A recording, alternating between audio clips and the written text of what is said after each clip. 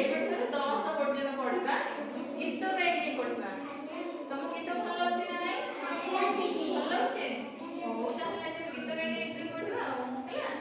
କୁହ କହରେ ପିଲେ ଏକ